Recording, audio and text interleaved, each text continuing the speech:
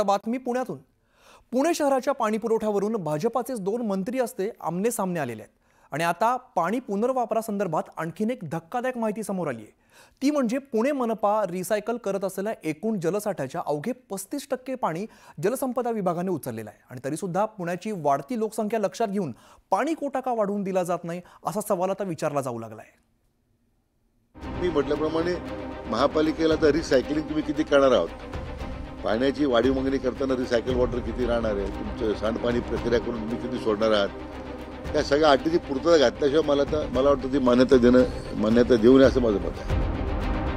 राज्याचे जलसंपदा मंत्री विखे पाटील यांच्या याच विधानावरून पुण्याचा पाणी प्रश्न पुन्हा चर्चेला आलाय।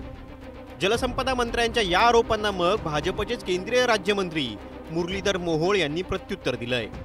मुंडव्याच्या जॅकवेल मधनं जे बेबी कॅनॉलला पाणी सोडलं जातं ते ट्रीट करून पाणी आम्ही सोडतो। मला असं वाटतं की जलसंपदा विभागानं सुद्धा आपण किती पाणी उचलतो याची क्षमता स्वतःची पण तपासली पाहिजे।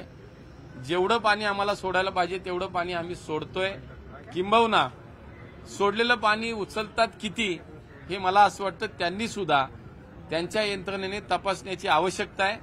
माजी महापौरांचा हाच मुद्दा माहिती अधिकार कार्यकर्ते विवेक वेलणकरांनी आकडेवारीसह सादर करत थेट जलसंपदा विभागालाच पत्र लिहिलंय। रिसायकल केलेल्या पाणी साठ्याच्या अवघ्या 35%च पाणी जलसंपदा विभाग शेतीसाठी उचलू शकलेला आहे असा आरोपच वेलणकरांनी आकडेवारीसह केलाय। पुणेकर पाणी द्यायला तयार असूनही शेतीसाठी पाणी उचलायला आमचा पाटबंधारे विभाग अत्यंत कमी पडतोय।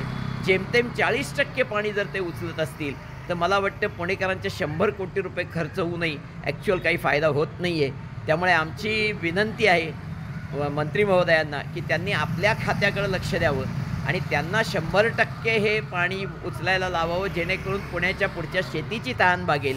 दरम्यान जलसंपदा विभागाने त्यासाठी कालव्याची अपुरी वाहन क्षमता आणि नादुरुस्तीचं तसंच पाणी प्रदूषणाचा मुद्दा पुढे केला आहे। ही झाली शासकीय उत्तरं, पण भविष्यात पुणेकरांना भेडसावणाऱ्या पाणी प्रश्नाचं काय याचं उत्तर आजही निरुत्तरित आहे। कारण आज मितीला पुणेकरांसाठी पाणी कोटा मंजूर हे अवघ्या 14.68 TMC आणि पुणे मनपा उचलते तब्बल 21 TMC पाणी। भविष्यातही वाढत्या लोकसंख्येमुळे पुणेकरांची तहान वाढतच जाणार आहे। अगदी पुणे मनपानेच मांडलेला आराखडा ग्राह्य धरायचा झाल्यास 2037 साली पुणे शहराला 26.80 TMC पाणी आणि 2052 साली 33.42 TMC पाणी पुरवठा लागेल। अर्थात त्यावेळी पुणे शहराची लोकसंख्या ही 1 कोटीच्या घरात गेलेली असेल। आज मितीला ही 65 ते 70 लाखाच्या घरात जाऊन पोहोचली आहे। पण पुणेकरांची भविष्यातली वाढती तहान भागवण्यासाठी शहराच्या आजूबाजूला आज तरी जास्त पाणी साठवण क्षमतेची धरणं उपलब्ध नाहीयेत। खडकवासला साखळी धरणातल्या 4ही धरणांची एकूण जलसाठा अवघ्या 29 TMC आहे। यातला पुणे मनपा 21 TMC उचलते। परिणामी शेतीला पाणी शिल्लक राहत नाही। म्हणूनच पुणे मनपाला वापरातल्या पाण्यातील 6.5 TMC पाणी रिसायकल करून देण्याबाबत करार केला गेला आहे। पण हा करार ना पालिका पाळते ना जलसंपदा विभाग।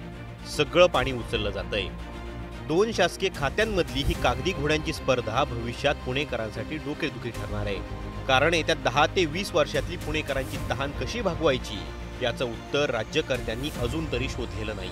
हे उत्तर लवकरच शोधलं नाही तर भविष्यात पुणेकरांना पाणी टंचाईचा सामना करावा लागेल हे अलिखित सत्य आहे। व्हिडिओ जर्नलिस्ट सचिन हचांडेसह चंद्रकांत फुंदे, न्यूज 18 लोकमत, पुणे।